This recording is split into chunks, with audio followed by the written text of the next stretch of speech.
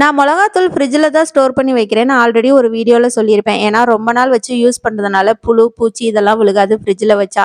நேத்து நைட்டு சடனா current off ஆனதுனால ஃப்ரிட்ஜெல்லாம் ரொம்ப தண்ணியா இருந்துச்சு. அதனால மிளகாத்தூள்ல எதுவும் தண்ணியா பட்டுருக்குமோ அப்படின்னு சொல்லிட்டு வீட்டுக்குள்ளேயே காய வைக்கலான்னு காய வச்சுட்டு இருக்கேன்.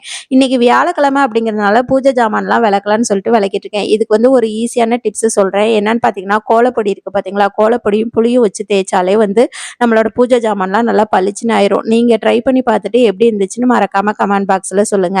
சாயங்காலம் ஒரு 4 மணிய போல தம்பி ஸ்கூல்ல இருந்து வந்ததும் எனக்கு வந்து காஃபி போட்டுட்டு அவனுக்கும் காம்ப்ளான் போட்டு ஆத்தி கொடுத்து தம்பிய டியூஷனுக்கு அனுப்பியாச்சு.